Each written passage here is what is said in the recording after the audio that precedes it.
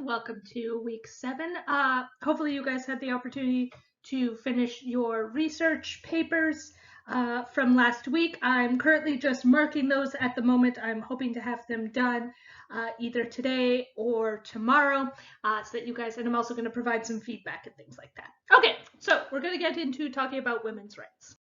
So on the assignment itself, the glass ceiling effect article, right at the beginning, there are 3 questions that I want you to kind of answer. They're basically brainstorming questions. They are, what is your definition of women's rights and or feminism? Are they the same?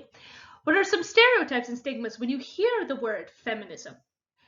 And why do you think these stigmas exist? It's just getting you to kind of sort of think about these things as we kind of unpack the whole concept of women's rights.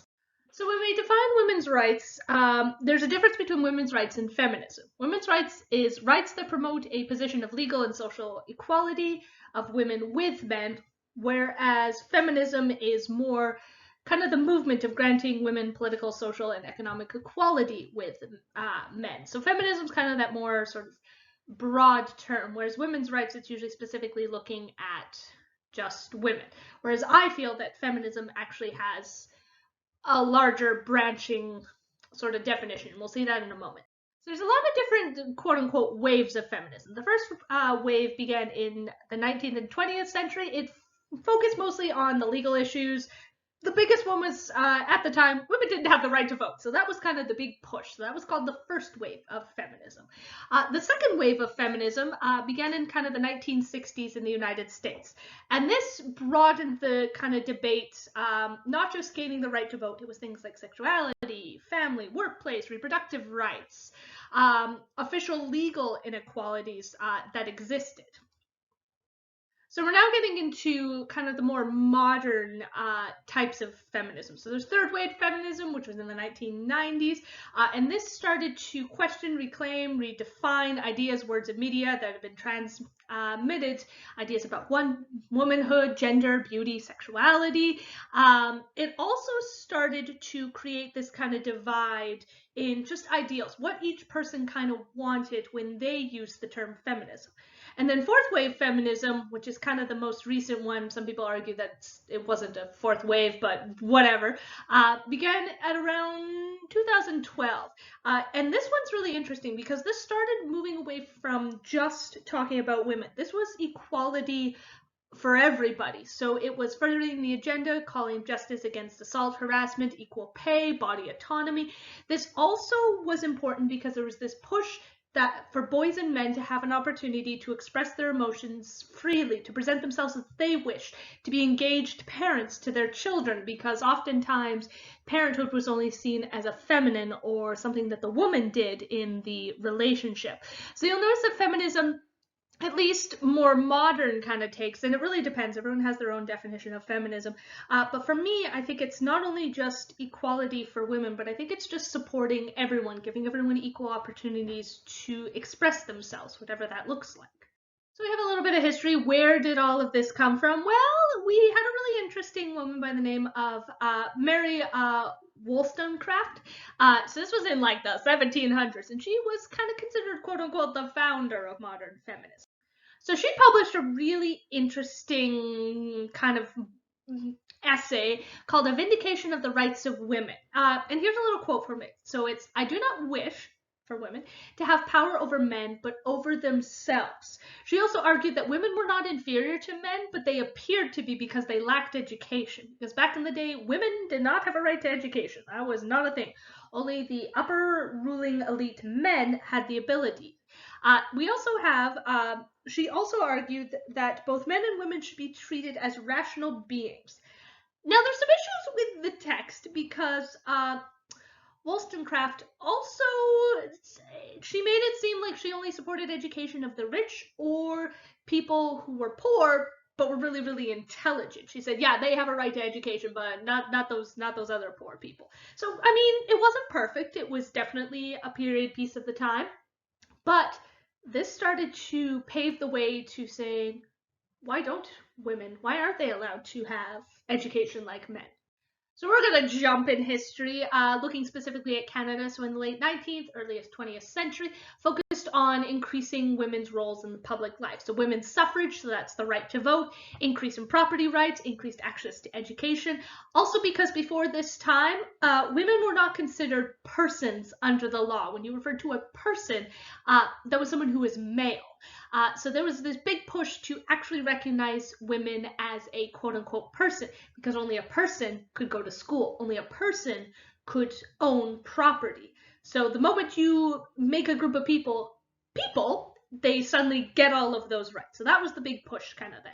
So we have 5 women in 1929, they were referred to as the famous 5, who appealed their case to the Judicial Committee of the Privy Council of England, because remember, Canada is kind of like, still has its ties to England, so a lot of the court systems are kind of like that. So to the Council of England, and they ended up winning. And these women were essentially, or women in general, in Canada were declared persons under the law and could qualify to be appointed to the Senate. Now, it's really important to note that this was only white women. Only white women at this time were considered people. If you were a person of color or someone who is indigenous, you were not considered a person until much, much later. It kind of speaks to, again, the issues with feminism. Some people argue that feminism oftentimes only seems to support the white upper class woman. And it's a really interesting thing to think about when we talk about feminism. So then we have, at kind of towards the end of World War II, we have more than 1 million women working full-time in Canada's paid labor force, because remember, all those men went off to war. Then we have in 1956, the government passed legislation providing pay equity for women working in federal civil service. So that meant if there was a woman and man working the same job, they should get paid the same. And by the mid-1980s, we have full-time female employees were unfortunately still earning an average of only 72% of what men earned. So we've still got issues. Feminism, I think, will continue to fight for the kind of those rights, the equal pay, equal opportunities, and whatnot. So we have a really interesting phenomenon that actually still exists today. You can see this in stores. It doesn't happen quite as often, but I can still see it in stores. It's kind of very interesting. So the phenomenon known as the pink tax, it's kind of what people have coined the term. So the pink tax is essentially a form of gender-based price discrimination. And the reason it's kind of stemming from the observation that many affected products tend to be pink, because pink is considered a female or girl color. You guys have probably seen all over the internet like gendered Lego and things like that. Well, it's just really interesting because in the pink tax, it's people fighting to say, okay, if you have the same product, one's in pink and one is not, they should still be the same price.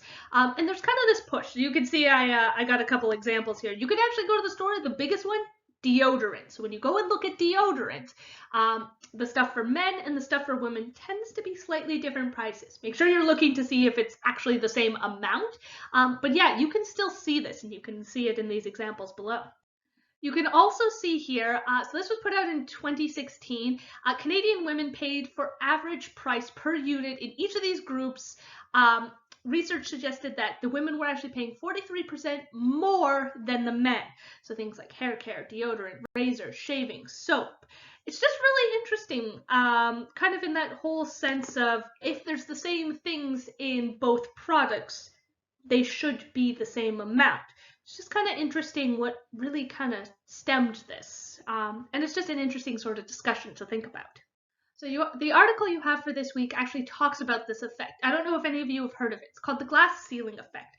And it's basically a metaphor to represent the barrier that keeps a certain demographic from rising beyond a certain level in a hierarchy. Whether this be people of color, women, those who are not able-bodied or don't speak the predominant language, all of those groups of people tend to hit something called the glass ceiling, whereas it's much easier. It's usually white, kind of middle upper class men who tend to benefit from this effect because there's really no competition. So this is first coined by feminists in a reference to barriers in careers of high achieving women.